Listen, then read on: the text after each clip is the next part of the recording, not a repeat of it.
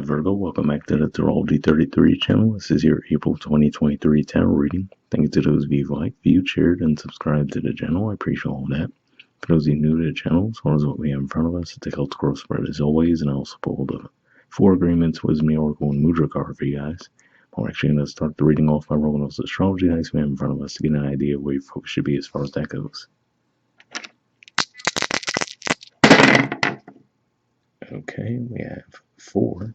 So, 4th house energy for you guys is actually Sagittarius, and astrologically speaking, it's pretty quiet there, but 4th house in general points to home, roots, and your mom. Okay, we also have Taurus, and of course, as we get toward the end of April, we're actually going to be moving into Taurus season, so it makes sense to see that pop up. And Taurus energy is 9th house energy for you guys, which points to philosophy, higher learning, foreign affairs. We've had Uranus there for quite some time, the North Node as well. What else is going to be in there? We're going to have Venus there as well in April, so a lot of energy going through there. And we'll have a new moon there. And we have the South Node. So the South Node's been in Scorpio, which is actually your 3rd house communication. Other than that, nothing really going on in Scorpio, but makes sense. We'll see that pop up as well. All right, so with all that out of the way, we'll get started with the main spread.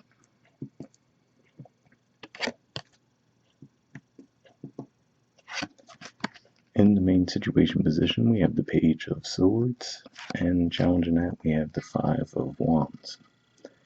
So, seeing these 2 cards here could just be saying that you might have a little bit of nervousness and hesitation around communicating something because you might feel like it's going to lead to conflict once you actually do put it out there. That's one way I can see that playing out. Now, for others of you, could actually even just be saying that given that Leo energy represents your 12th house, for some of you, that's just all the competing thoughts in your mind that are making it hard for you to come out and express what's on your mind as well. So I can see that playing out either way there.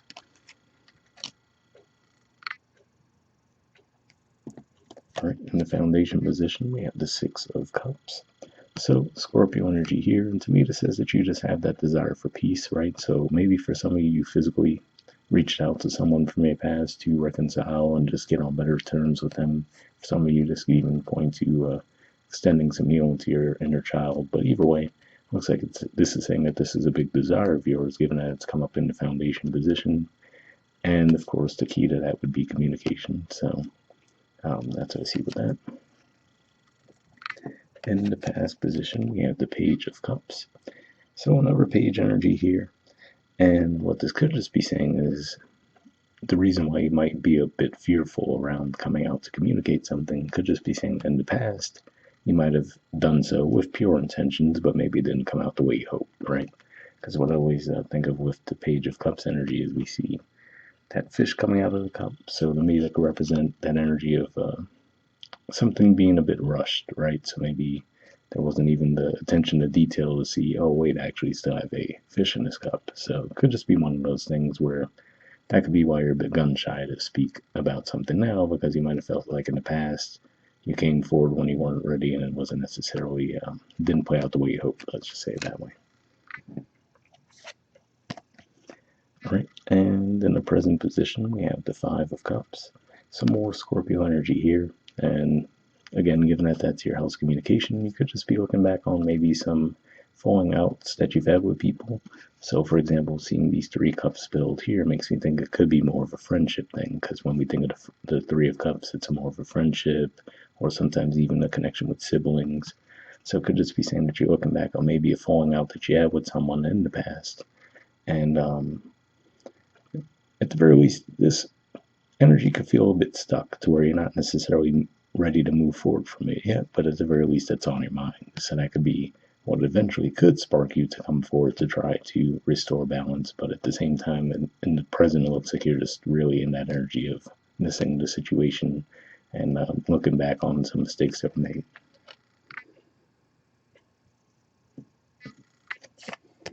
All right, in the near future position, we have the 4 of Wands. So a huge shift in energy here, right? If you just look at the artwork, between that, the contrast between the colors here and the 5 of Cups and just the environment versus the 4 of Wands, So yeah, it could just be, at least this is a good indicator that this energy here is going to be a bit more short-lived.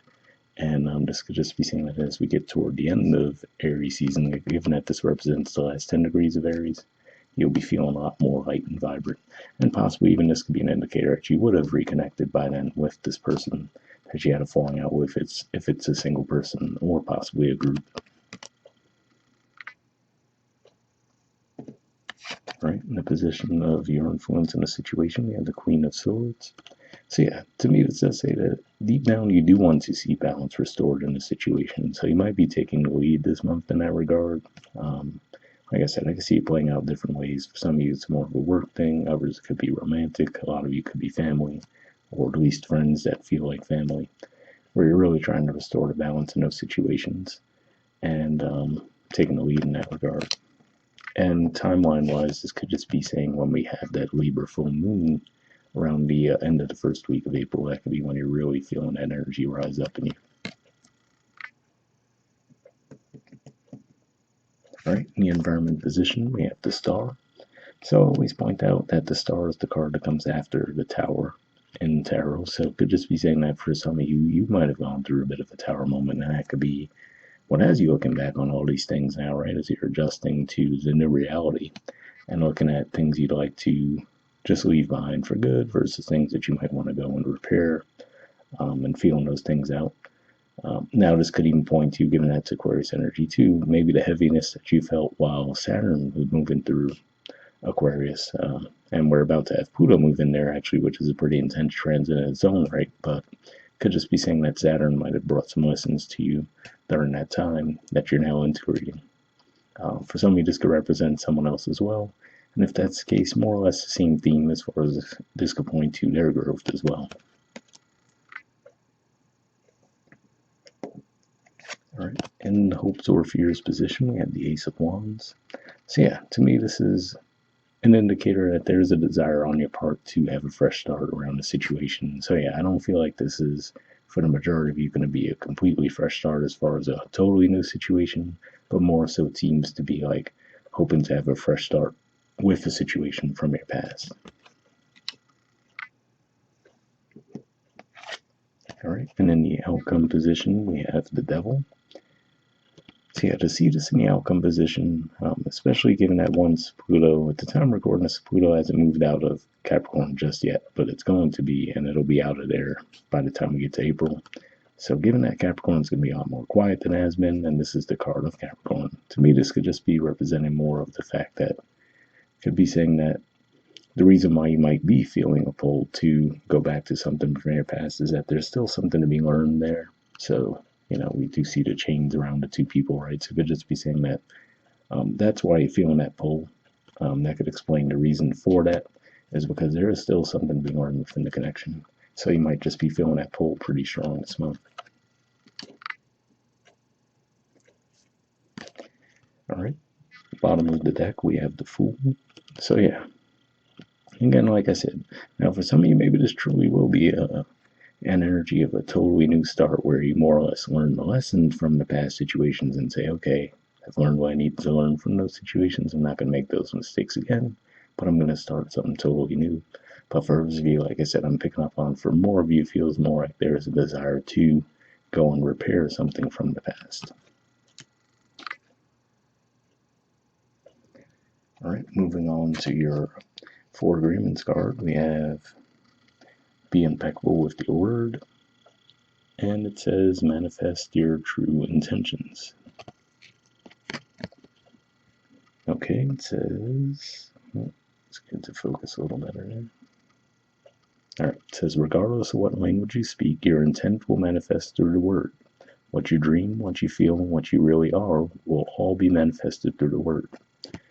So, interesting message there. This does remind me of the fact that there actually will be a Mercury retrograde a little later on, like right around when we start Taurus season. So, and that'll be in your 9th house as well. So, it could just be one of those things where you have these visions, right?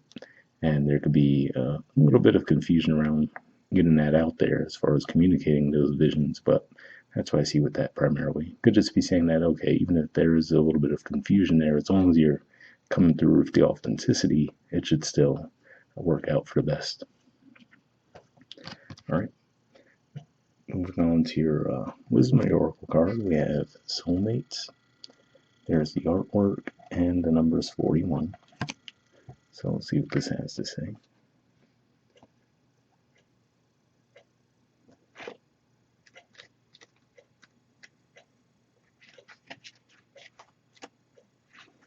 Okay, essential meanings says harmonious partnerships, love, friendship, companionship, a relationship fostering personal growth.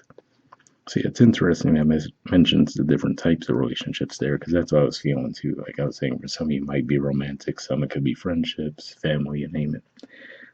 But the Oracle's message says you are meant to evolve and transform with the companionship of others. Certain people enter into your life in order to take you to the next level of healing, consciousness, and authenticity.